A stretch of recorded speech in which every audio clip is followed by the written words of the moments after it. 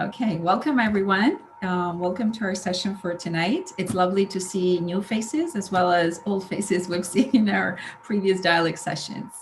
It's a pleasure to have you here. So let's start with today's topic, which is best practices for teaching literacy low-level ELLs. Our subject matter expert for tonight is Sheila Nicholas herself. Sheila Nicholas is a program manager for the Adult ESL and Link programs at Upper Grand District School Board. She has a passion for literacy ESL and has kept current throughout the years by engaging in professional development on the topic and networking with other literacy educators. Sheila, thank you so much for your time. Thank you so much for being here tonight. My pleasure. Great. Without further ado, let's start with our very first introductory question, which is, who are the learners in our ESL and Link literacy classes? Who are these learners, Sheila? So to you. Well, I think we all know that, who they're supposed to be. So our, the pre-literate, the semi-literate, and the non-literate learners. And but there are also a few others. I think it's important to know how we get the literacy designation from the assessment centers. They, consider such things as a level, years of education, country of origin, age, and that will lead them to the decision of whether or not to use a literacy screener. But that doesn't mean that all of those people who have literacy needs are captured by the literacy screener. If they say they have some literacy in their first language because they took informal education, or if they have literacy in another language, maybe they lived in a host country for a while before they came to Canada and they did study language in that other intermediary country. So they can claim that they do have literacy, and they can choose to have the literacy screener done in their language, whatever language they want. So it's a little bit more complex than just the textbook definition of who literacy learners are. Not to mention seniors sometimes get put into literacy classes because it's a more nurturing, slower paced class. And we may also have other learners who have other learning needs that go way beyond just literacy. That's true, right? So a wide array of, students, yeah. Mm-hmm. All right, well, thank you, Sheila. It's the time we've all been waiting for. We're going to open up the floor to you lovely people. Yes. And please let us know who is in a Link classroom that's a literacy class that you know of. Maybe you have a friend, maybe you've taught this, maybe you've had colleagues who've told you. So please share your experiences. Remember, you have to raise your hand so I can see, please. All right, I'm looking in right now and I don't see anyone with their hands up, so let me check the chat really quickly. All right, everyone's still saying where they're from. Hello, that's great. But please, if you have something to say about this question, do write your answer in the chat or raise your hand. You can say it out loud. I see Kathleen, you have your hand up. Please go ahead. Yes, I have. I'm so excited. I found the hand button. Yes, I have taught literacy at TNO, the neighborhood organization in Toronto. And I currently teach levels 1 and 2, but I have literacy learners, I am sure, in that class. Mm-hmm. Yeah, most of them are women from Afghanistan, Pakistan. Yeah. So the education has been nothing or very, very limited. Mm-hmm.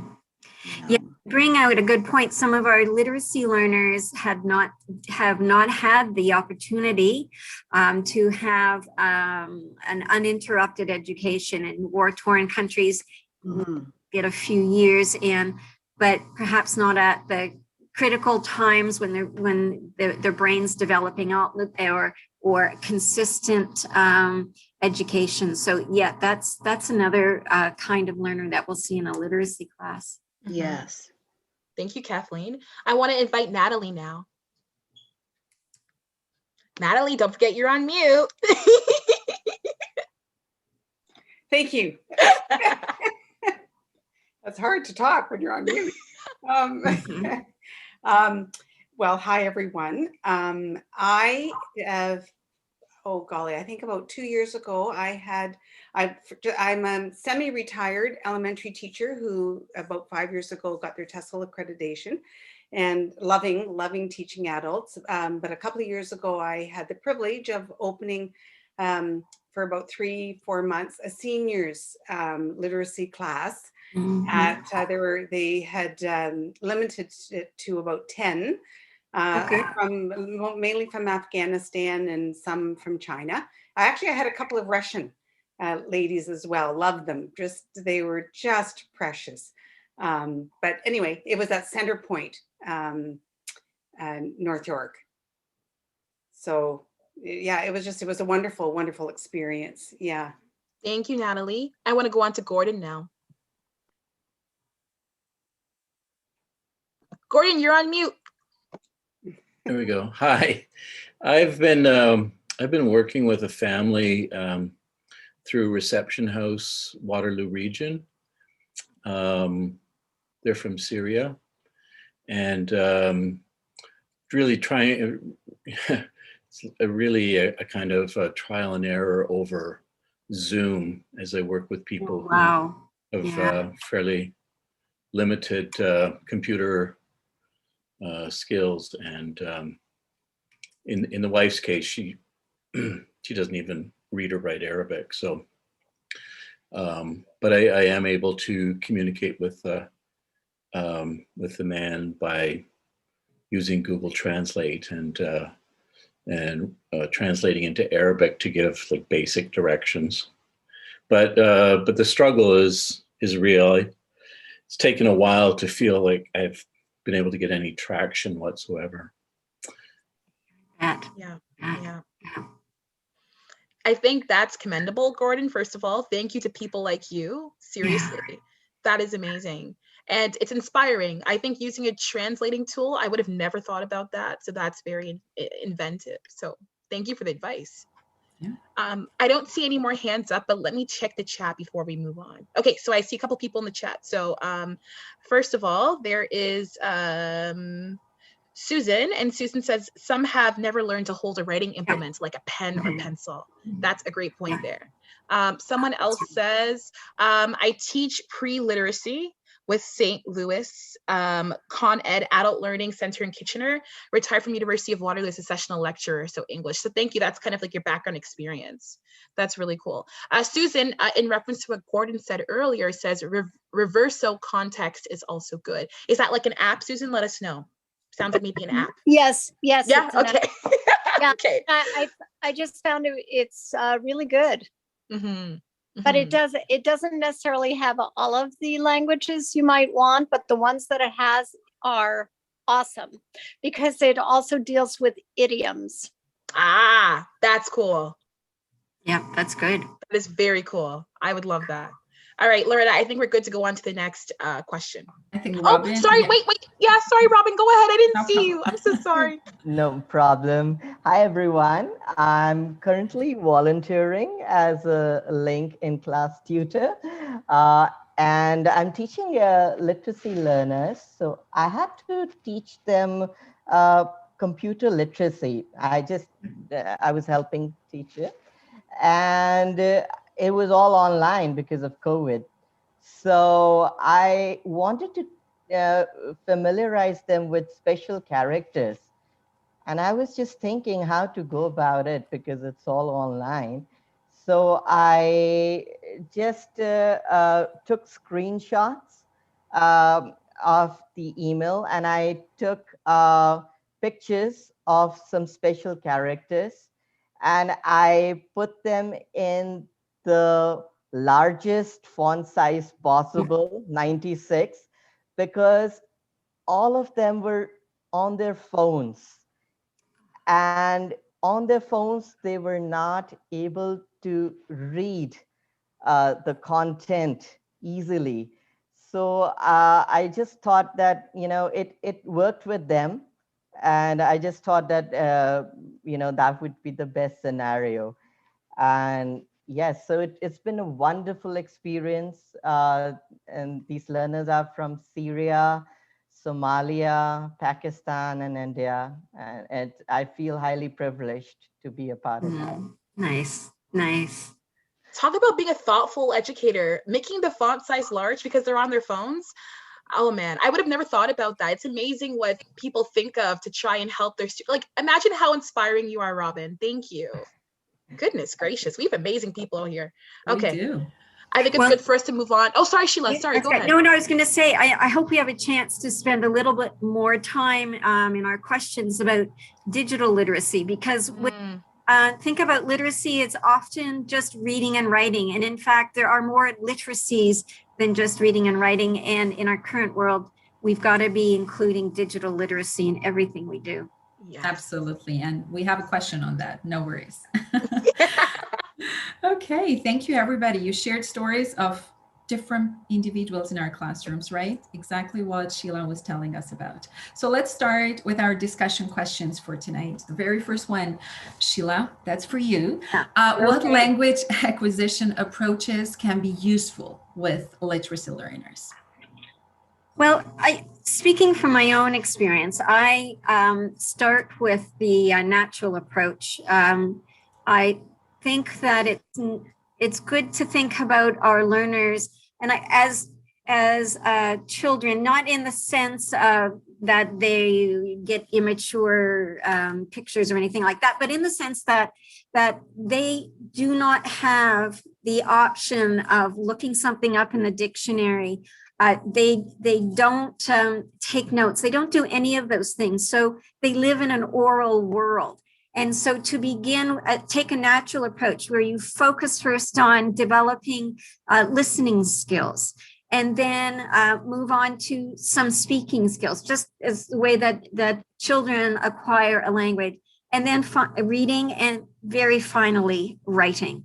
And I think that building up oral skills is difficult when you're at a foundation literacy or a Lit 1 level and there's very little background, but it's integral to building to a focus on literacy.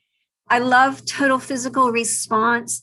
It's especially when you're teaching letters, like there's nothing better than having everybody stand up in the classroom and go, okay, let's draw a bee. And then you can teach directionality, go down, right, or left, or whatever. There, the theory behind total physical response is that by using our muscles, we also build language memory. So getting those two working together, I think, is really important. And I also love LEA, language experience approach. And I know it's a bit controversial around correction and all that. And we'll perhaps get a chance to explore that a little bit more. But those are my three main approaches to the learners. For planning, I use the whole part whole method. So I know what my learning objective is, and then I do a task analysis, make sure I break all down the parts and see if I have moved the learners towards completion of the learning objective. Those, I think, for the most part, those are how I, when I was teaching, would approach the class all the time. All right, I'm going to be honest. I took my TESL teacher training like 2 or 3 years ago. I don't remember all the different methods, Sheila. I can't remember them all. So everybody, if you don't remember the exact words, just describe it to us. We can get the feeling after you describe it, okay? All right, so I see Susan, you have your hand up. Please go ahead. Yes, thanks. I was just going to say, considering the learners live in an oral world, would you spend much time in conversation? Would you recommend separate conversation classes? Thank you. That's a great question. And I guess because the literacy classroom, it has to be supported so much by visual content. We don't usually think of a literacy class, a conversation class as focused as much on the kind of analysis that we do in terms of, analyzing a picture and we talk about a picture, but that's mostly, I used to say sometimes my literacy classes were like the sound of one hand clapping. That was me doing all of the clapping, and the learners just listening. And if they could repeat a word, or I would have been very happy. So I think a conversation class is something a little bit different than the kind of listening and speaking that I find constructive in a literacy class. Sheila, I have another question for you from the chat. It is from, sorry, I scrolled too far up. Oops, sorry, I scrolled too far up again. 1 second. It's from Heidi. And the question is, do you do the sequence of listening, speaking, reading, and writing within a PBLA context? I see the CLB support book behind you. Yes. I have to bounce back and forth with all the language skills. They're just asking, like, what order do you do? Yeah, and again, it's a teaching approach, right? So how do you strategize developing the learner skills? So listening is first. Do I do listening assessments? Yes, I would. But they, again, we have to consider this, what I would do as a listening assessment. So for me in my literacy class, a listening assessment might be, let's say we're working on food, for example. So I have some plastic fruit in front of me, and I would get maybe depending on where we're at, I might say to the learners, I pick up an orange, this is an apple. And they're to tell me either by shaking their head or putting it down, whatever, that this is right or this is wrong. Another way that I used to do listening comprehension assessments was I would get the learners, I had these printed out, they were 2 rows and with maybe a half a dozen columns. And I'd put yes and no. And again, I would say something. I would make a statement about something in a picture, something on the blackboard, in a data, if I had an overhead projector, remember those? Or, a reader. And again, ask them to just indicate with a check mark in either the yes or no, whether what I'm saying is correct or incorrect. So that's not really a conversation thing. So yes, I start with listening. And then if they can repeat, if they can speak, I move to that, and then to reading. Finally, at the very, very thing, for me, writing was this is going to sound terrible, it's a literacy class, right? Was really the last thing I taught. It was the least important thing, because I didn't expect my learners to have to write a lot outside of being able to write their name or to write their telephone number if they were in an emergency situation, their address. Those were my writing goals for my foundation literacy Lit 1 classes. Thank you, Sheila. I think what you're saying makes a lot of sense to me. Before you can fly, you got to crawl and walk and run and all those fun things. Yeah, definitely. Okay, I don't see anything else from the chat, Loretta, so I think we're good to move on. Sure. Wow, that illustration. Now I've never taught literacy before or ever, so now I know what that is. Thank you, Sheila. Okay, good. So our next question focuses on the conditions for learner success in a literacy classroom. So what are the conditions for learner success, Sheila? Yes, that, well, in my literacy classes, for me, success was being able to do something independently. And I didn't seek perfection in any way. And I'm thinking in a PBLA context, this is still our success, our criteria for success. The learners are always going to be supported in the classroom. So you create a condition where there's a lot of visual supports. And I don't necessarily mean charts with days of the week and months of the year and all of that stuff. That's a lot more than some of my classes could have ever handled. But I had, my walls were filled with pictures of family, of a wedding, of a birthday party, of a thing, of fruit, of vegetables, clothing, and this kind of richness where we can always refer quickly to something if we want to talk about it. The other kinds of things is making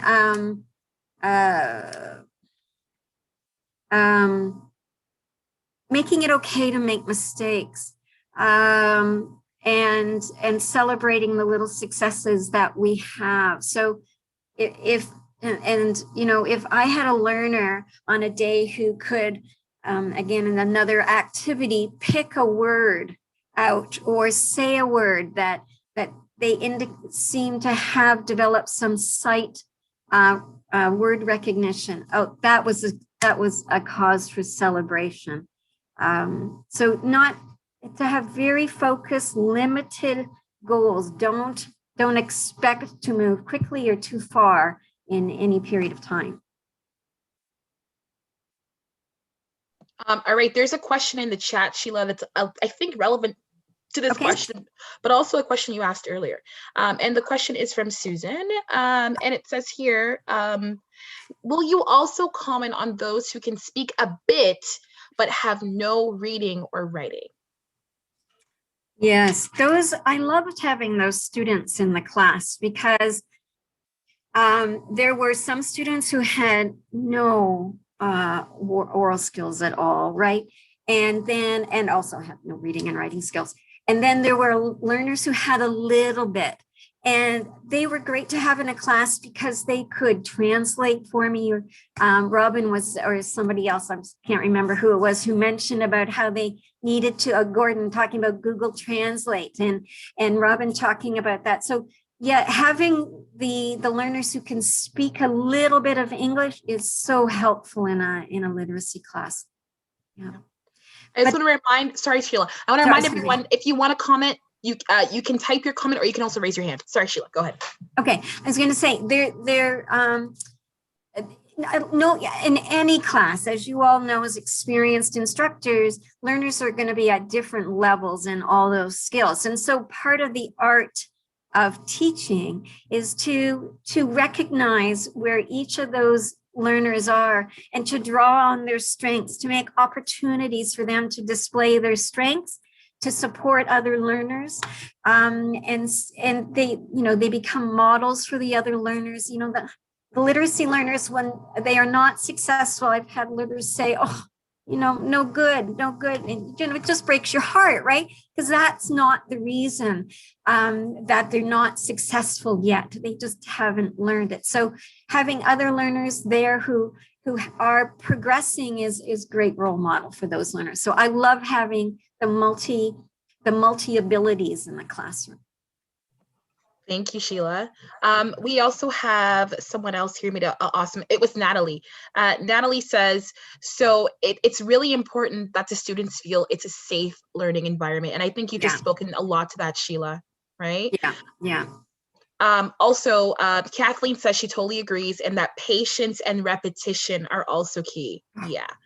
Yes, there's a question ahead. I hope we get to it about pacing, and yeah, repetition is so important, but we'll save that discussion till a bit later. And lastly, Robin says peer learning is great. I have to second that. Peer learning, that is the most I've ever heard my students speak. I think it is so fun. And I read somewhere that learners are more honest to one another. And they take it better too. They take it better too. So, utilize that. Yes. Yeah. Yeah, they have camaraderie.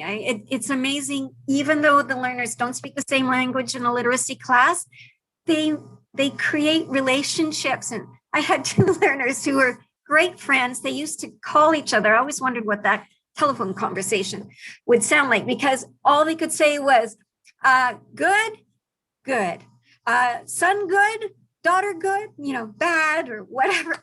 That was the conversation, but they were friends. And those friendships allow for peer learning to happen in a supportive environment, not just from the instructor. I want to point out there are 3 hearts in the audience. People are loving what you're saying, Sheila. So please don't stop.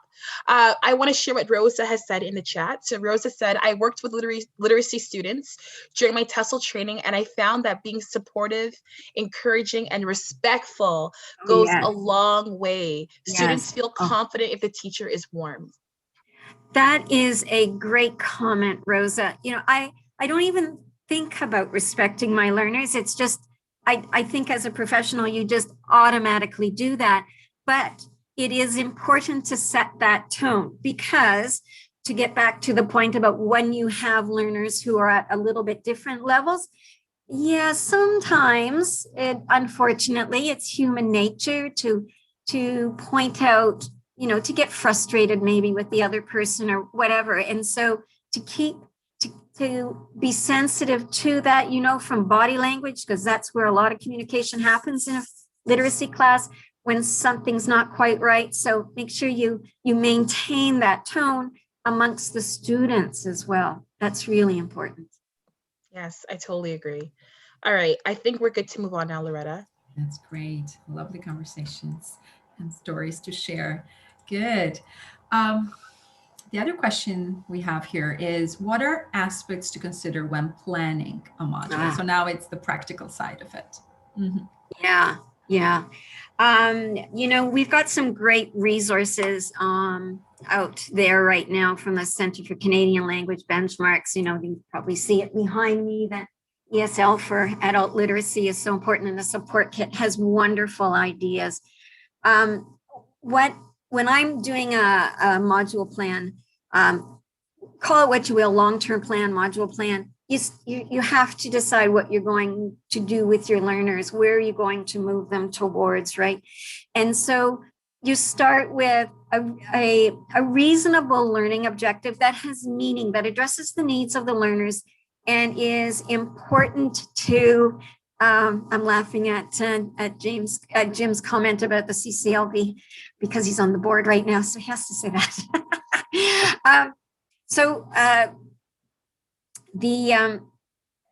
You need to think about where you want to move the learners towards, and to make it a concrete. So, you know, in my literacy classes, I didn't have a broad range of themes or learning objectives. I was working on being able to have the students tell me their name, and to identify a piece of paper with their name written on it. It's to always make everyone write out their name, address, and telephone number, and the name of someone else, that phone number, in case they got lost taking the bus or something like that, and so they would recognize that. So I would, you know, do a personal identification, the weather, because that's all we ever talk about, very concrete, clothing, food, body parts, family relationships, so very concrete things. And so start with that, start with and then go to, well, what do I want to achieve? Check the benchmarks, because that's our broader goal for understanding where we're to move our learners. Then think about, analyze the task. So I pick my learning objective, my real world task, and I have to analyze it. So what are the components? What do I need to make sure that the learners know how to do, even a little bit, so that when we come around to checking in on their progress, finding out how well they have done. So I need to make sure I've got all of the tasks sorted out, separated out, so we can work a little bit on this and a little bit on that, and make sure that they have learning strategies in place. So if I'm going to talk about, I don't know, fruits and vegetables, let's stick with food, right? So I might use the word fruit. So I would, you know, let's learn about grouping. Let's learn about, well, I don't know, same and different, you know, those kinds of things. So there's so many learning strategies that go along with your learning objective and the component skill building activities that you need to include. And I have to say with literacy, this can take weeks and weeks and weeks. And I used to, you need to spiral back. You need to scaffold, because the literacy learners don't have those metacognitive skills that they can quickly hook onto when they're learning the new language. So you have to build those, and as they're acquiring their new language. So it's a very long process. I don't think I ever had a literacy learner. So in all of the years I taught literacy, who said to me, "Teacher, we already did that." No, because no matter how many times I gave them a,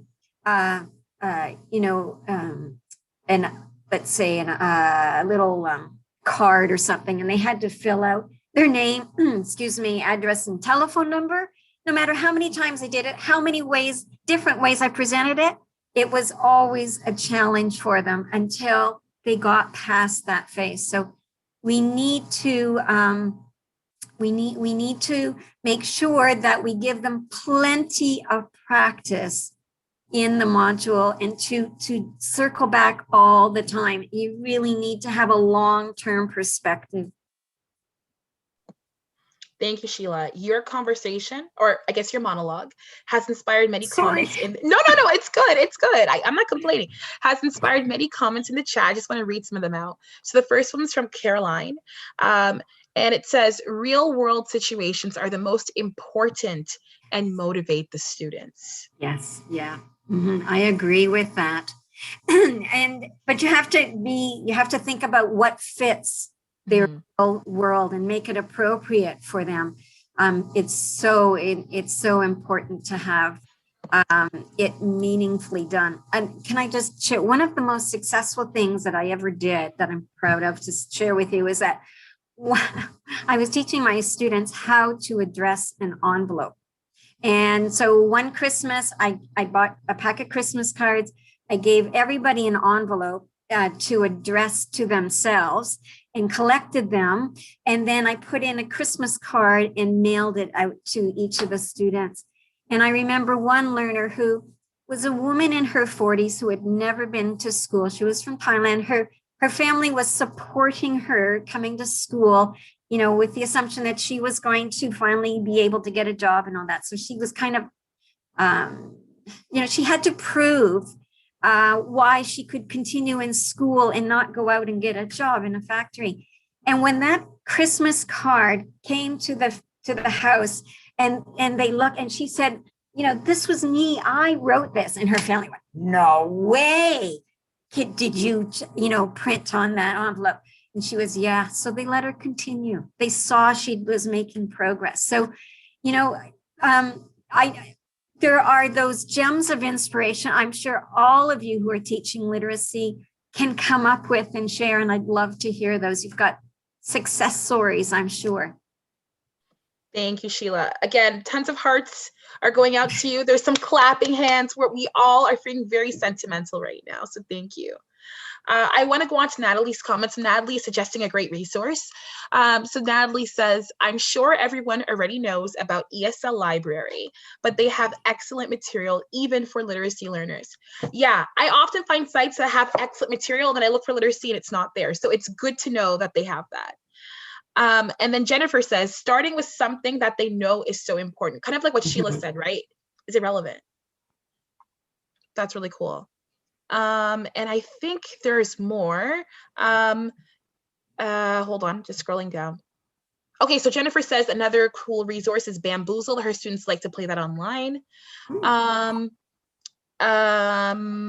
Okay, so there's something else here from Katie, and they say, "I try to recycle the different themes into the following ones as much as I can in order to keep them practicing even after they're finished a unit." Very cool. And lastly, from Heidi, "I often do part of a module 1 month and then come back to that module with another language skill, and it's a flexible way to use it." These are really good. These are like gems right now. Yeah, they are. Yeah, recycling is so important. Scaffolding and coming back over and over and over again. So incredibly important. Mitra says, I think teaching to this level of learners needs a highly motivated, passionate, and most importantly, patient teacher. That is great to know. Thank you, Mitra. And Elka says, for anyone who doesn't know, ESL library is not free. Elka, thank you. We need to know that stuff. All right. I'm going to check and see if anyone has their hand up and would like to say anything. And if not, we might want to move on. Yeah, Laura. Sorry, I was just going to say all of these are, resources are great. And one of the challenges I found is that I could never find enough for practice for my learners. So I spent a lot of time having to make stuff myself. It's getting a little bit better, but literacy learners need so much practice. You can, whiz through ESL library quite quickly, unfortunately. So here we'll be talking about strategies. So what are promising teaching strategies for foundation and literacy 1 learners? Yeah, my teaching strategy was always to start with pictures or realia or something that was manipulatable. Oh, I can't even say that word. So students can manipulate it, okay? And that could be, and I'll give you some examples of what I meant by that, because at different levels. So it could be that I had a bunch of fruit, and I would ask the learners, we're going to go shopping in preparation for something about shopping, and they were going to make a grocery list. But instead of writing out the grocery list, we had all of this plastic fruit and vegetables or pictures. You can get pictures of stuff, and they would go and shop, pick out from amongst all of the pictures what they would like to buy in their shopping list. And you can do things like, okay, you know how a list goes from top to bottom? Well, get them to organize, so apple, and then, a piece of bread, and then a banana, and whatever. Then you can do grouping. So teaching strategies, I think, have to include, especially in a literacy classroom, some of the various different modalities. So realia, using realia in creative ways, providing lots of visual supports, and you can't forget about the learning strategies, because part of being in a literacy class is helping them to preparing them to learn, to move forward. So focusing on, trying to balance the components of the real world tasks that you're working on with learning strategies, with practice.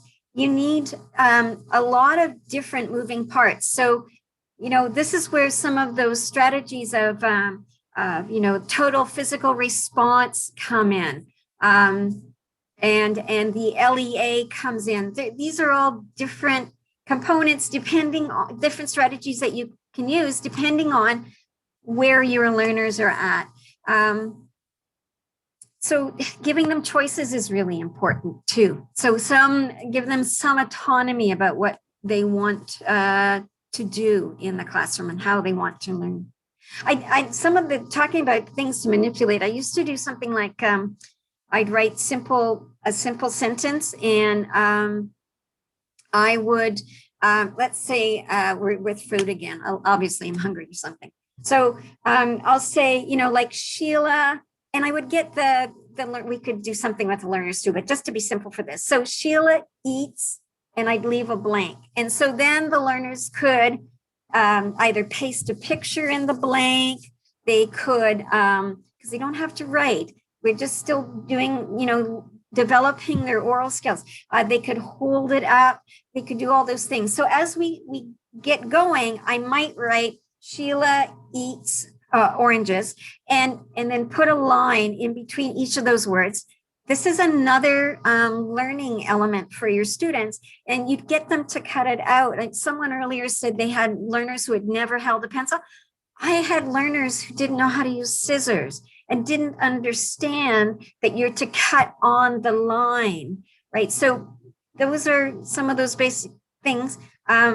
So I'd get them to cut out the sentences and chop up the words, and then we would spend time moving the components around. So not writing, but still creating word order and trying to match what it says with their experience. So yeah, there's lots of strategies. I don't want it to be a monologue again, so I'm over to but I the chat like your because monologues. I can see so many wonderful ideas coming up. Yeah, there are. Okay, before I go to the chat, I want to remind everyone that you also have the ability to speak. So if you do want to raise your hand and say something out loud, please be my guest. If you don't want to, that's okay too. You can always post your responses in the chat, okay? All right, so Jennifer says, in reference to this question, you can have the students find the realia in their home, and when you're online, it's like a scavenger hunt.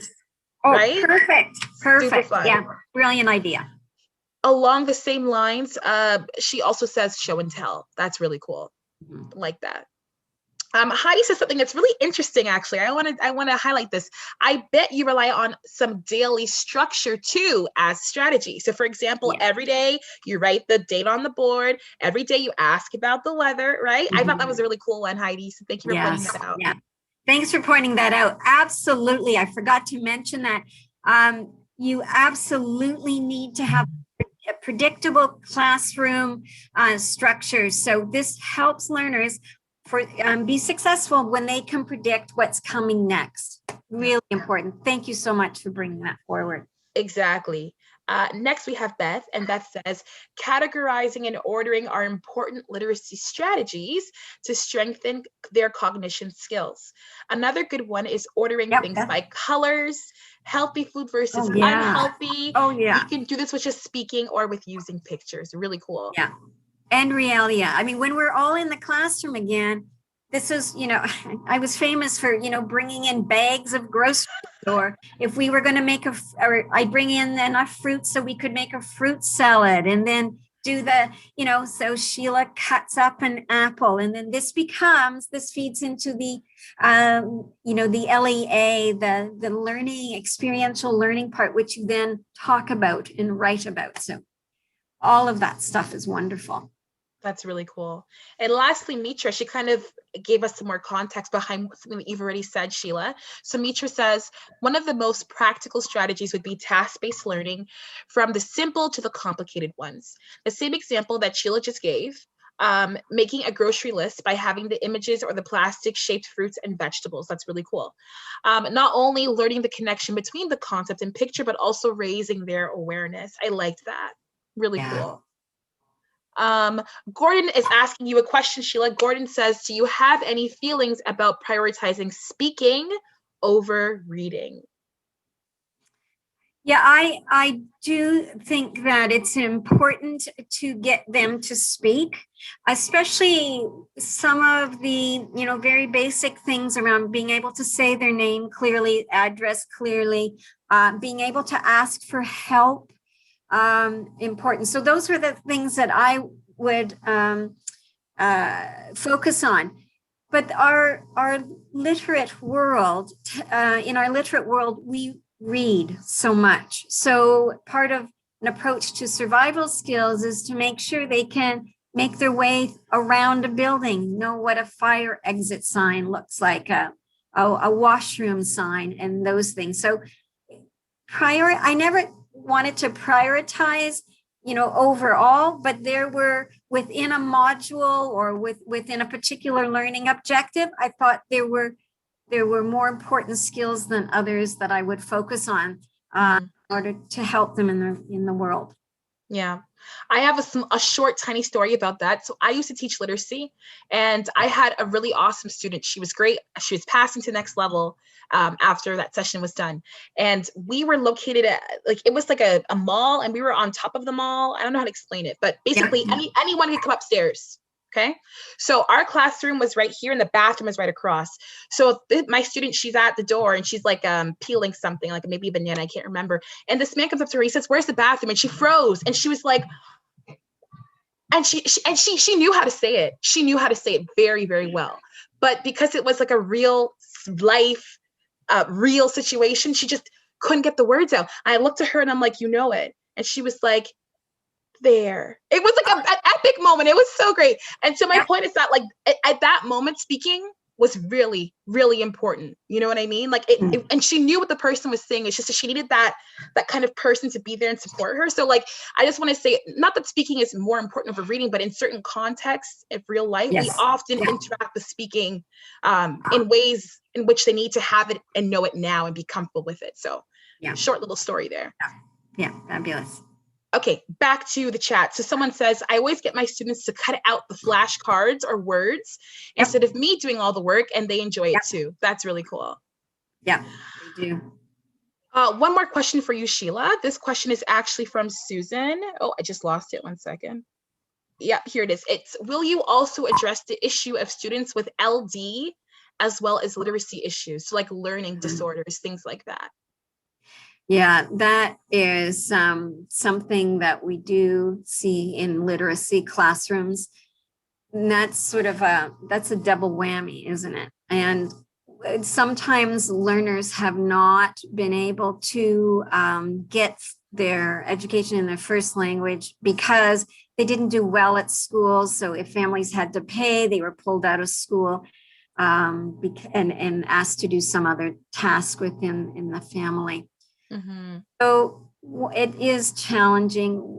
For years, I tried to find out if there were any supports for a learner to be assessed, to find out whether they have a learning disability. It costs thousands of dollars.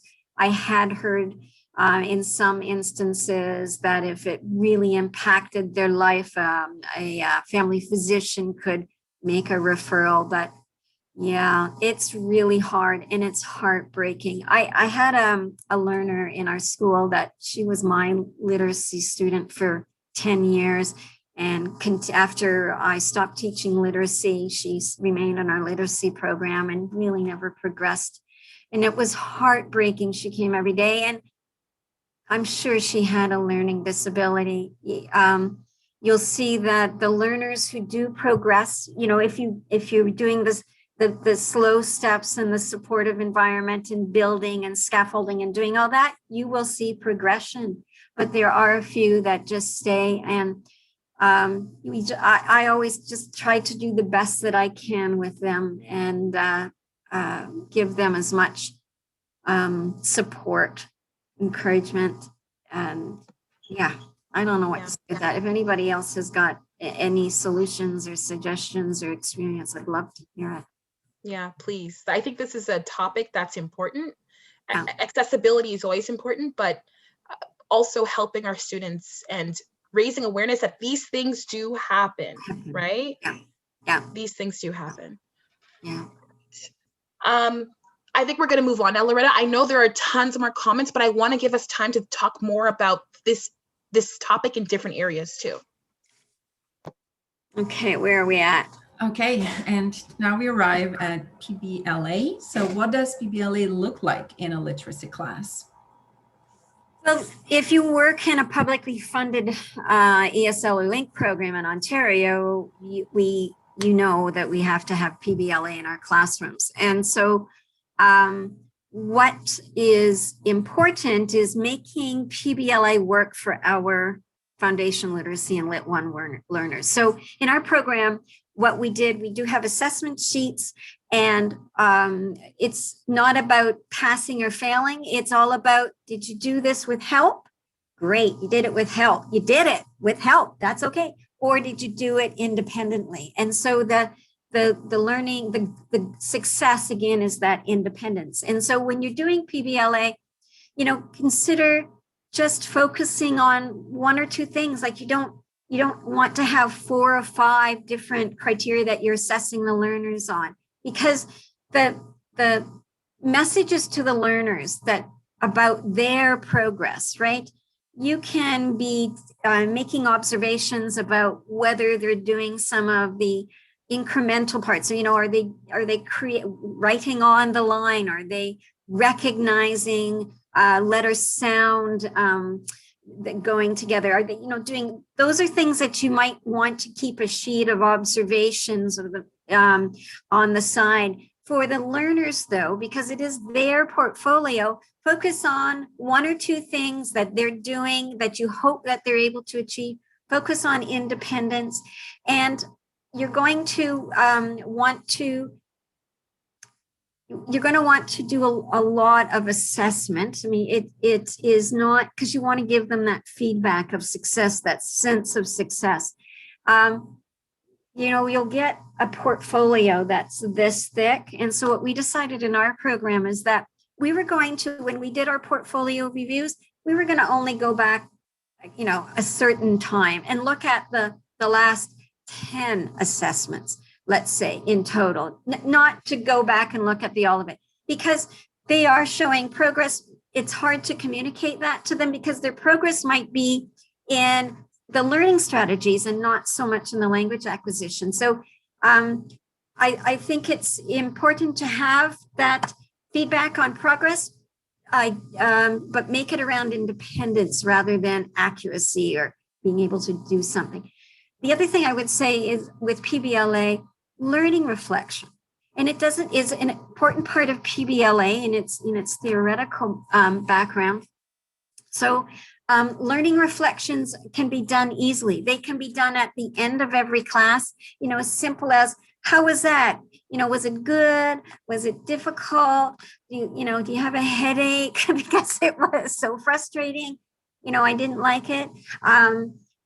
Or at the end of the week, so that when you reflect it, you can do, you know, you can take pictures of students showing their work or what they've achieved. Like, so there's so many different ways that you can provide the learners with a sense of accomplishment. And that's what I feel is really the strength of PBLA. Thank you so much, Sheila. I really appreciate that. I love the reflection part of PBLA. I used to sit down with my students one-on-one every Friday afternoon, and we would go through their assessments, and I'd say, you know, like, yeah, and I'd say, you know, like, here, what happened? And they'd say, teacher, hard. And I'd be like, okay, why? And they'd say, don't remember, or don't understand, or don't like, you know, and it would really give you insight into, like, first of all, are my assessments relevant to them? Is this really mimicking a real world task, or is this completely out of their sphere? And second of all, like, was it the assessment actually constructed well? Because when I first started out, I don't know, I'm going to be honest with you guys, my PBLA assessment sucked. And I went to a colleague of mine, Anjum. If anyone knows Anjum, she's awesome. She really helped me. So that's another thing too, right? Like, looking at what our learners are doing, but also what are we doing, and what's our role in PBLA, and how are we ensuring that our learners are getting the best possible assessments out of us, right? So that's really cool. I just want to say, Colleen, don't beat yourself up for that. They call it PBLA practice. There we go. Getting a lot of practice, okay? No perfection there. Yes, I love it. I love it. Okay, I'm going into the chat. So while you were talking, Sheila, there was a very interesting conversation about charades. I'm not quite sure how we got there, but I very much enjoyed it. People said they've tried it with their classes. People love it, which is really, really cool. So thank you for that. Read PBLA. So Beth says, if you don't have a copy of CLB ESL for All support kit, it is very helpful for tasks. That's that blue one. Oh, here, I put it down here. This is amazing. I highly recommend it. It's such a useful resource.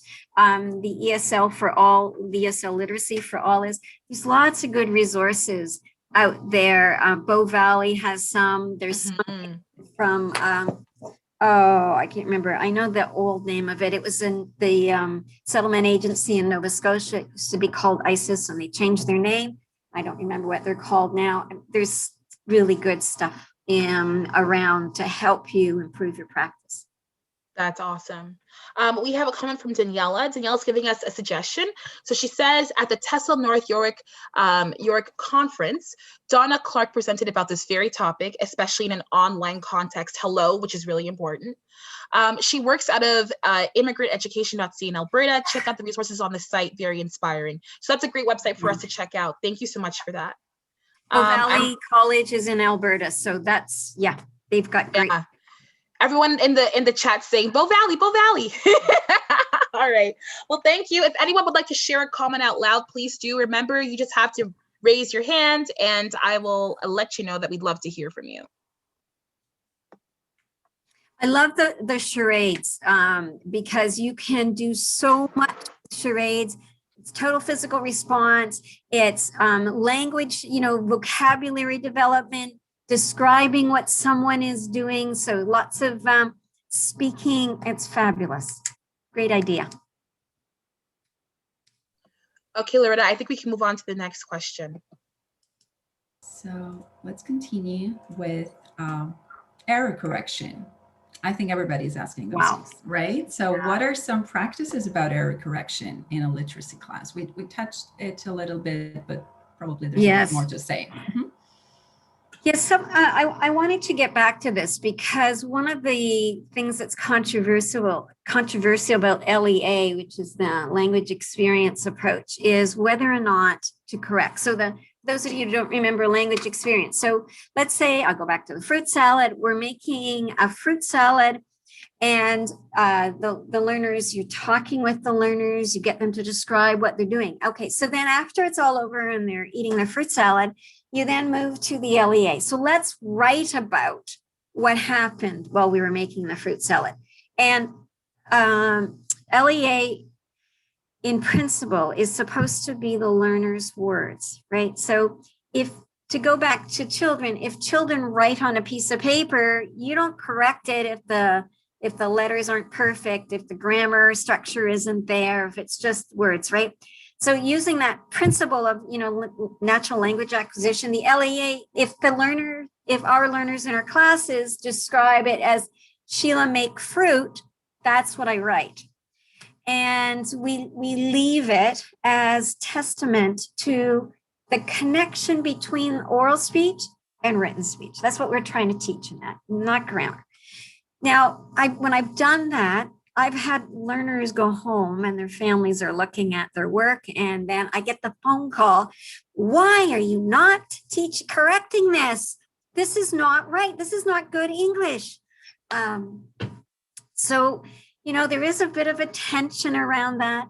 And especially as learners, the other thing that I found, I don't know if you've got this, I had, when we're learning something, we pick up a pencil, right? As literate people, and we have no problem with writing and erasing, right?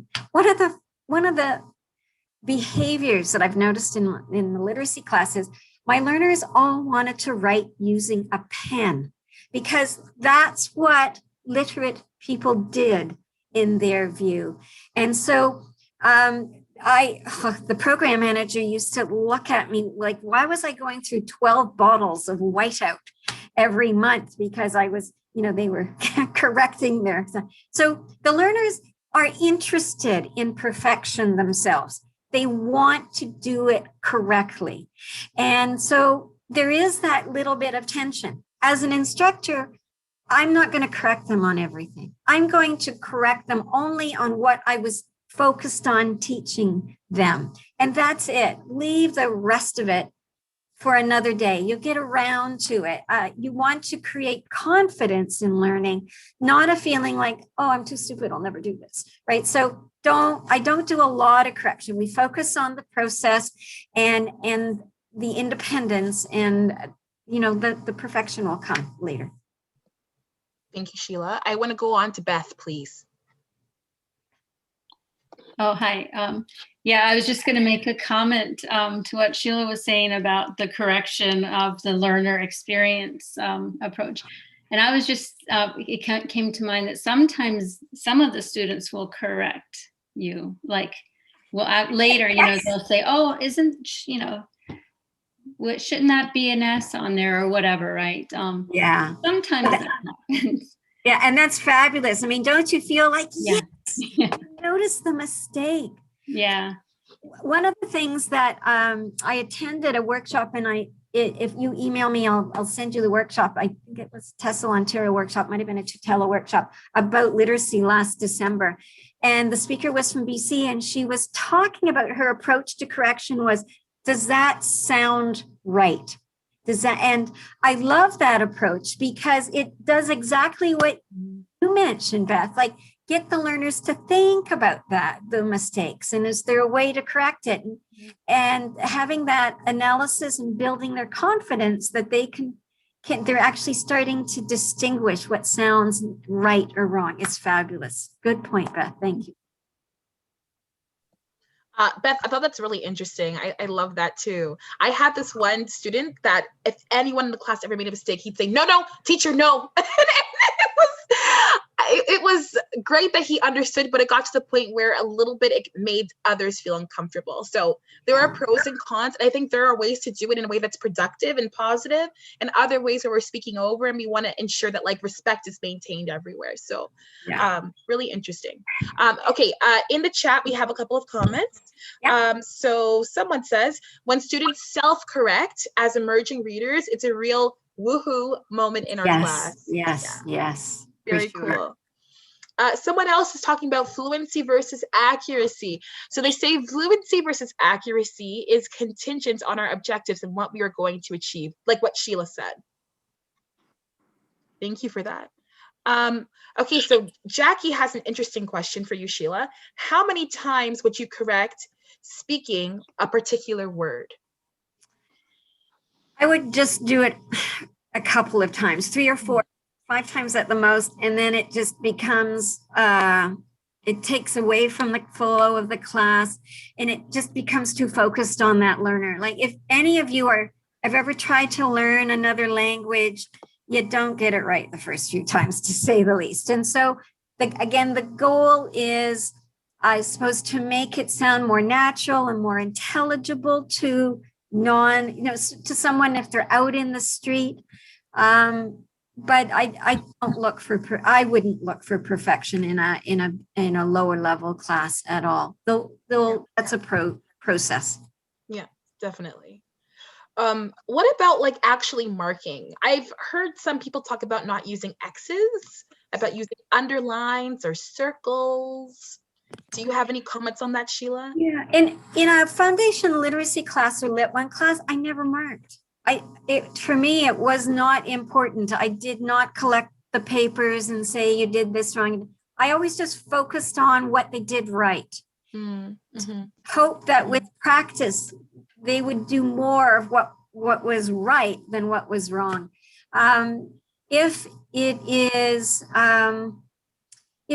something that is a really problematic error, like for some reason I thought they were going in the wrong direction, I would make an effort to correct it. But I want to build people's confidence in learning the language, not undercut it, because they're making a lot of mistakes. Where would you begin? So focus on what they do, what they've achieved, how they're progressing, not the other way around. That was my approach in the classroom. Yeah, I want to sum up this question with what Rosa said. Rosa said, if we correct the student many times, their confidence goes away. Yes. Yeah. Period. Many of them don't have a lot of confidence in the first place. So we don't want to chip away at that. Exactly. All right, Sheila, you're going to be happy with our next question. Loretta, take it away. Yes, I know this is Sheila's favorite, pacing. What is the pacing of a literacy class? Yes. I think that we often, we are literate. So we understand a pace that is different than someone who is learning to become literate. So for pacing, I get very, very slow. So, and that pacing is on a couple of different levels. So pacing is the number of new words you would create in the class. Then how the pacing of when you introduce something new to the class. The pacing of the activities. So, how much time do you allocate learners to complete the task? As literate learners, as North Americans, maybe we're on a, do it next thing. No. And you've got to leave space the way that you leave white space on the paper so that you don't fill it with words, you need to leave space in the literacy class for the learners to take a breath. You know, they're exhausted. They're not just learning a new language, they're learning all the other skills. There's all the emotional stuff in it. Physically, they're maybe holding pencils. They're not used to doing that. You know, so just slow down in all ways, and don't be worried about repeating things. Repeat over and over again. You're going to be bored way before anybody in the literacy class is going to be bored. You know, you're probably tired of doing the same little exercise to fill in the day and the date and the weather and all of that. They're not. So just, yes, Natalie says lots of repetition. You cannot underscore that enough. And don't be concerned about redoing it and recycling. Like, literacy is dense in the amount of materials that you have to provide. In the sense that there might be a lot of preparation. You need to have pictures and to cut things up and to do all of that stuff. But you can have really one picture for the entire week, and you can do so much with that. So, for example, let's go back to my fruit and vegetables. So let's say I decide that I want to introduce some writing. So one of the things I used to do is on a paper, I'd have 3 columns. On the left column, I'd have pictures of 4 or 5 fruits. And then I would have a line. And then in the middle column, I would write the word opposite for the name of that fruit. So there'd be a picture of an apple. Then another line, okay? And then a horizontal line. So what I would get the learners to do is, so, you know, this would be a lot of prep. We would review all the names first. Maybe we'd go over the spelling, lots and lots of prep. I'm preparing for success, right? So I would get them to fold the paper so that all they can see, so they would hide the middle row, middle column. So they would move it. I don't know if I can show you, but they would move the left column to hide the middle column. So they would just see the picture and then hear the line. And I would say, okay, we're going to try for you to write the word. Now, depending on where they're at, I may have the words on the board.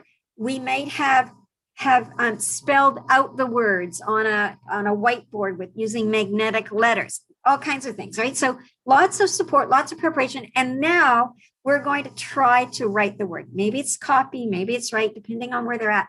But you know what's good about having that page is they can always lift it up and see the word right next to the line. Because with literacy learners, the farther away the information is, it's like transferal, or they forget. They're going to make mistakes. So keeping it close together, and they just peek, and they control how much support they're getting, just to give you an idea of that. So there is, as I said, there's a lot of material that you may have to do yourself, but if you do it, if you make the most of that material, mine it for everything you can and repeat, it ends up not being as much as you might say. If you go really quickly, yeah, it's going to be crazy, but you don't need to do that. The learners need opportunities to practice and practice and practice. I like that aspect of control, right? They can get more help. It's right there. Right. Or they can choose to challenge themselves and not get that extra help. I really like that. Like that, when I think about autonomy and like giving them back, because, people often, when it comes to literacy learners, there's this awful thought that, less than, but giving them back that right, like you are an awesome learner and now you have the ability to look if you want or not look, and it's perfectly fine. I love that, Sheila. Thank you for sharing that. Oh, you're welcome.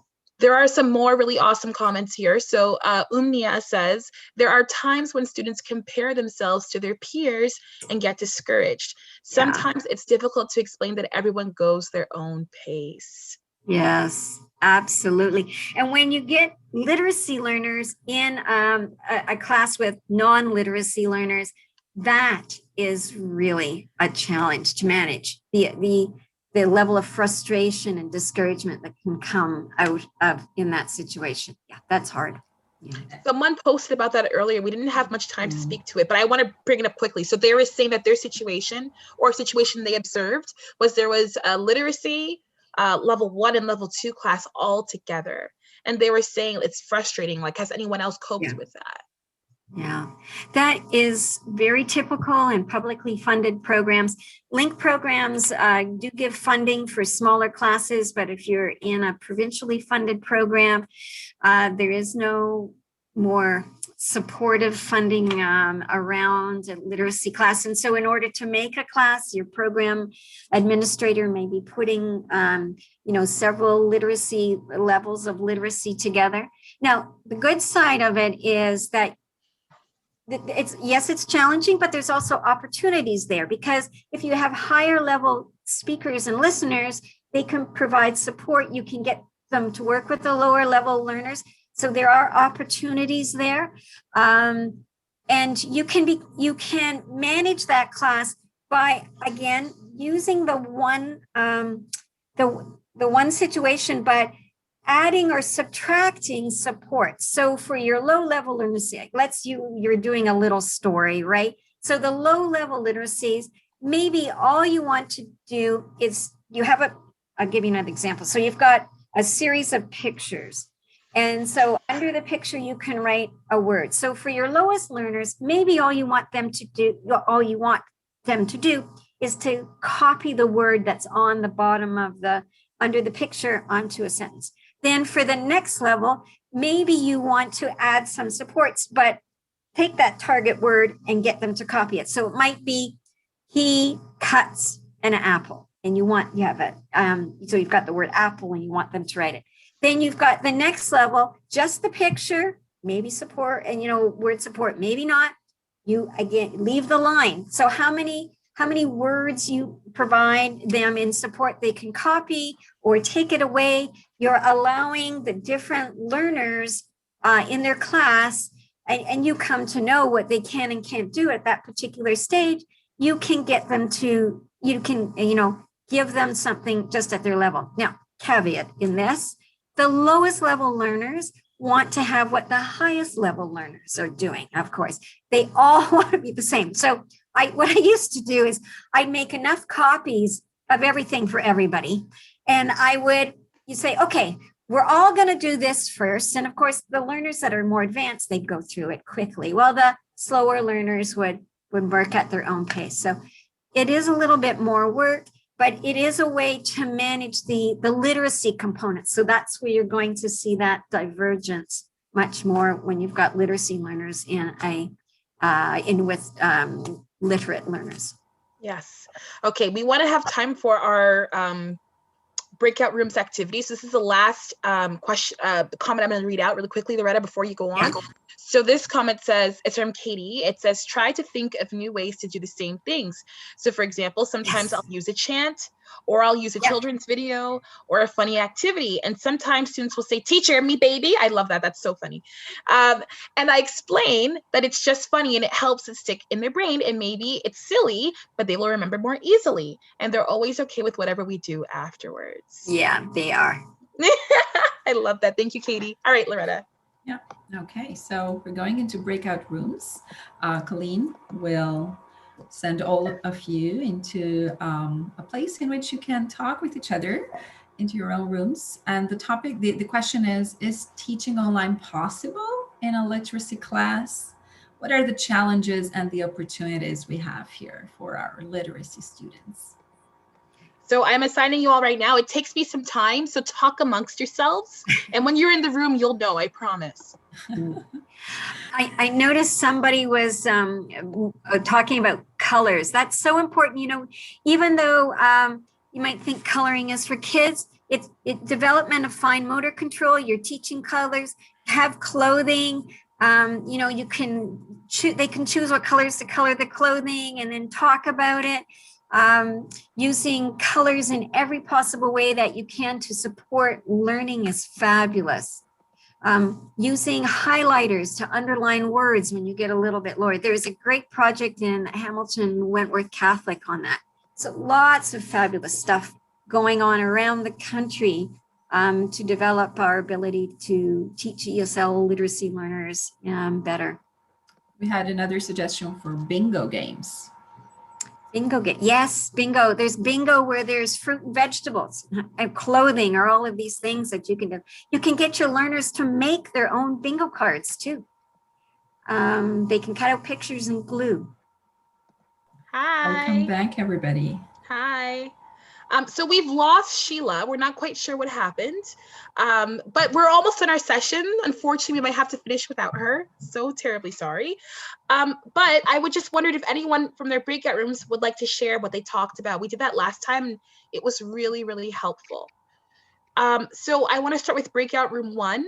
Breakout room 1 was Elka, Beth, and abuman55@yahoo.com. Sorry for saying your full email. I just don't know your name. I'm sorry.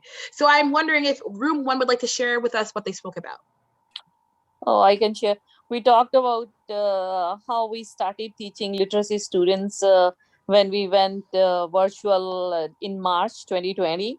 Mhm. Yeah, I shared that I started using WhatsApp because my students were foundation. Yes. And WhatsApp was the only thing they could use at that time, and they were using their phones. Yes. So gradually we started using Zoom, but it was really very challenging to bring them to that platform. But somehow we managed. Yeah. That's awesome. Thank you so much, Elka. You're welcome. All right, let's go on to room 2. Room 2 was Bruna, Caroline, Caron, and Daniela. So if anyone from room 2 would like to share what you talked about. I wish we had more time. I know. Okay. Well, we shared our challenges of going online. And also we talked about the devices students use, that sometimes using their phones is a bit hard to complete some tasks compared to using a computer. Yes. And I know some programs, they do not offer any kind of help in this way. They do not offer students computers or iPads, tablets, and that's also an issue sometimes. Yes. Even, for example, if we send them activities for literacy students, it's pretty hard to complete them on their phones because the space is really limited and small. So typing becomes even harder. That's a great point, Bruna. Thank you so much. We're going to go on. Oh, sorry, Bruna. Sorry, go ahead. No, I wish I had more time to talk. Oh, I know. I just wanted to let everyone know we unfortunately lost Sheila. We don't know what happened, but she emailed me and says to tell you all to thanks so much. She really enjoyed this session. Okay. All right. Going on to room 3. That was Daniela's iPad. I'm sorry for saying the full thing. I just want to make sure I get the right Daniela. Okay. So Daniela's iPad, Dina, Elena, and Fatme. So if any of you would like to tell us what you spoke about.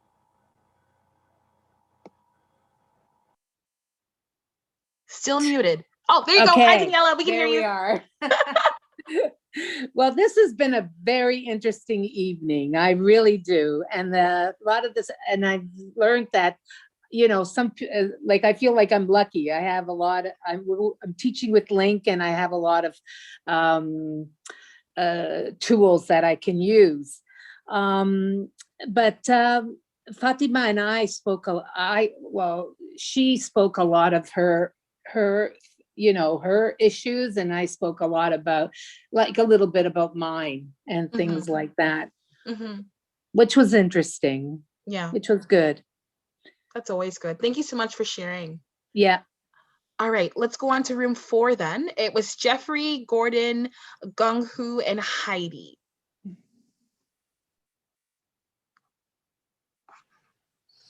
So I spoke about some of the challenges that I had with the using Zoom with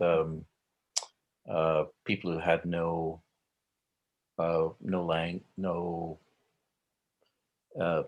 English at all, and only one who had literacy. So for the most, that was the discussion, how to how to engage those students and how to actually make strides, make progress. And Heidi reminded me that this is a long-term project. This is I can't rush this. Which also offered some interesting suggestions for different ways to teach the literacy that I'm trying to establish at this point. So that was helpful for me, I think. Definitely. I heard someone tell me the best part of TESL dialogue is the breakout rooms.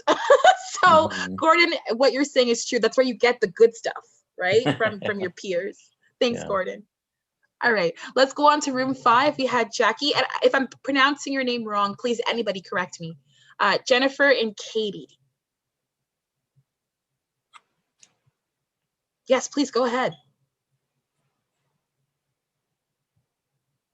There we go. There we go. Hi. There we go. Sorry about that. Yeah, one of the cool things that Katie had brought up was about creating a Facebook group for literacy. I really like that idea, and then eventually developing that into, like, you can do a messenger call on Facebook, and that way you can stay connected online. WhatsApp was brought up as a means of communication, but that assumes they have telephone and perhaps internet. Some of the students, like I had, they don't even have internet. They don't have a phone. They don't have, a laptop or any of those devices. So we talked about those challenges and how really in a literacy class, or a very low literacy, it ought to be face-to-face, because it just seems like it's very difficult and very challenging, even like Gordon was referring to earlier, trying to get that all to happen. So, but I like the Facebook group. Try that. Yeah, sounds very cool. Thank you. All right, going on to room 6, I believe. Deering, Kathleen Sanders, Lisa, and Mitra.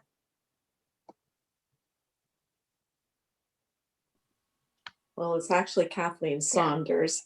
Oh, I'm sorry, Saunders. I'm so sorry. That's okay. Well, I think Kathleen Deering left, but it was basically herself and I talking. The other 2 ladies were fairly new to ESL, so they were more interested in listening into us sharing. And the question was about the difficulty of teaching online to literacy learners. And I was saying that I've been able to bridge that with using a lot of Google images in my teaching. And so I use that a lot, and I'm able to put together handouts for them quite quickly on using those images. So I haven't found it a huge issue, but certainly, in class, I would have the use of my whiteboard, more animated teaching, the one-on-one, but certainly we've managed. Yeah. Yes. That's sort of it. Thank you so much. I'm going to go on to room 7 now. And I just want to let everyone know it's 8:35. We were set to end at 8:30. If you have to go, thank you so much for joining us. If you'd like to stay, please also feel free to do that as well. Okay? Don't want to keep anyone here who has to go. All right. So room 7 was Nadia, Natalie, and Nushaf.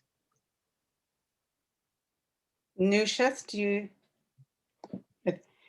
And go ahead. Nushaf needs a congratulations because she is just graduating with her TESL. She just finished her practicum. Yeah, so that's great.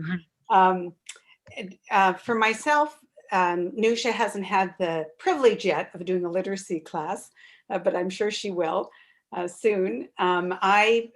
Because I've come back as a retired teacher, I'm just doing supply teaching right now. So I have had a couple of literacy supply days. And again, I keep touting ESL library, but it's really been just a blessing for me because that's what I've used in teaching the students. I also haven't had to teach them how to use the computer, etc. And most of my classes are only like, they've only been about 2, 3, 4 students. So really, yeah. wow. Yeah, maybe because they saw it was a supply teacher and they they said bye. they didn't log on.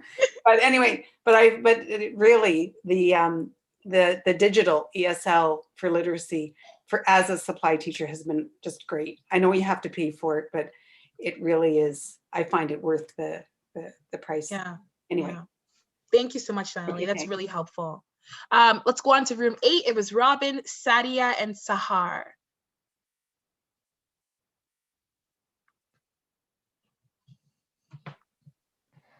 So, yeah, we discussed how important including pictures is. Most of our students are visual learners. Seher, Rosa shared that pictures are really important. Seher shared her experiences of teaching literacy learners during her practicum. So she started off with that. And she had students from Syria, I guess Nepal, and many other countries. So that was interesting. And so Sadia also agreed with that. And I also shared what worked with me was sometimes literacy students, when you say the whole sentence, they're not able to follow it. So for instance, if I ask them, did you have a good break? They might not understand it. So then I just say, break, good, break, good. Okay, then they understand. Okay, yes, good. Okay, then I say the complete sentence. Did you have a good break? Okay, then they're able to follow. So Seher, Rosa, and Sadia also agreed that it's a good idea. And Seher, Sadia, and Rosa, if you want to share anything, please do. If you want to add anything. I think you covered it all for them, Robin.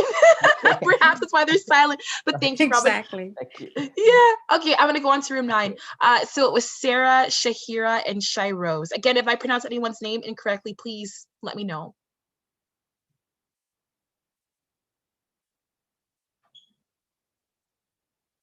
Oh, quiet group. Come on. All right, I respect the quiet. Let's go on to room 10. I can speak. It's okay. Oh, sorry. Yes, please. I was going to see if the other ladies wanted to, but it's fine. Yeah, so we had a discussion again about some of the challenges that we have to overcome now that we're online and we're in a virtual classroom. There's so many challenges. We have to get really creative. Like I'm teaching an introductory ESL class to Mandarin speaking seniors. And it's been so challenging because they don't have any English foundation. Yes. And I'm trying to teach them very basic word structure and recognizing using a lot of pictures and images. One thing I found that they really connected with that really made a difference for them is creating a story structure around something that they could relate to. So I took a story. Yeah, they really liked this story a lot. It's a story, it's about brothers reuniting, and it was about how this 86-year-old man who grew up in Australia was separated from his brother, and 50 years had gone by, and his brother was in New Zealand. And one day he just decided at 86 he was going to get on a plane and go and look for his brother. He didn't know if he was still alive. He didn't know. So there's this story that I took them through, and I tried to get some emotion, get them engaged, and I had words on the screen through Google Slides. So I was just sharing that with the lady. I was just telling them, like, this really, it hit them, it got them, because they connected to it, they related to it, there was emotional connection, there was more engagement, and I found that that made such a huge difference in the virtual classroom. Yes, yes. I think that connection is what a lot of us are missing from the virtual classroom. And that connection is what a lot of our literacy students can actually feel, So thank you so much for that, Sarah. Storytelling is really cool. All right, and let's go on to our last room, room 10. It was Susan, Umnia, Yasmin, and Zoe.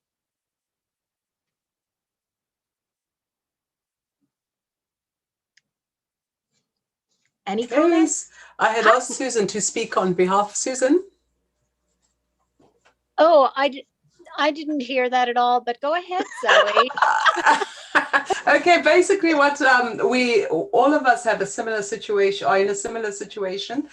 Because of COVID, we are currently not teaching, and I think the more senior instructors got to keep the jobs. Yes. But we talked about, I think Susan shared that even literate as we are, we struggle with working on Zoom on a phone. So it must be pretty difficult to try and get the literacy students to work on a phone. And I think we just shared about what we'd seen being done. And one instructor does videos, and she just keeps the camera on herself, and the students don't really interact, they listen. So it's a lot more teacher talk, but we didn't really have too many ideas. We spent the bulk of the time discussing how we can get past these dark and terrible days. Yes. What jobs we can do. Yeah, it's true. And you know what? Sometimes the conversation goes off, it goes to a better place. That's what I find. Yeah. And Susan shared that she's doing music because it's learning a language. So she's still in it, so to speak. Yeah. I wanted to say, but I think Zoe, you had a brilliant idea that we should take advantage of this time to create more resources for when we go back. And actually, Umnia had some great comments because she's been doing blended learning. I don't know if you want to pipe in there about the blended. Yeah, before sometime last year, before everything went to complete lockdown, we were opened up a bit. So we did some half class to get this the numbers small in classroom and half doing online. So when I was working with a teacher, she would be in classroom and I would do online and working, and it was very Same hard. time? Same time. It was like when I was finishing my practicum. And then I was doing it as reading, so I was doing the teaching, and then it was very difficult, I have to say, because it's just even logging in for a lot of the students was very hard. Yeah, no, like, first of all, thank you, Umnia, for doing that. I've never heard of hybrid teaching in that way. Yeah. It's kind of cool, but I think that the students would have to been trained beforehand to take full advantage of that way of running it was like a mixed class. It would be like pre-literate and then it'd be CLB level 1 and 2. So it was a big mix. So it was some of them, you'd have students who like I had once like a Mandarin speaking student who like knew it was on the computer on her own, and she just really wanted to work on speaking. And then I had another student, I think she was Syrian, and then she had to have someone with her. Like she had a neighbor who had to come with her on the computer.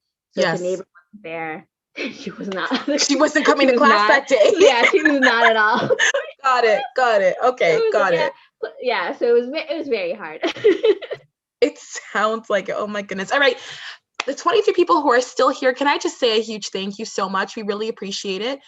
We've just gone through all the rooms. Before we end, I want to give anyone the chance to just, if they have something else they want to discuss or a comment they'd like to make, please, the floor is yours. In the meantime, I'm sharing Sheila's contact info for anyone who's interested into emailing her, since we don't have her here. Yeah, honestly, like I'm going to email Sheila with a huge thank you note. She deserves it. That was an awesome session. Oh my goodness. Someone in here in the chat said it was like a master class in ESL literacy. That is so accurate. I just adored having Sheila here today. All right. So let's end the session then. Let me just get my closing book in.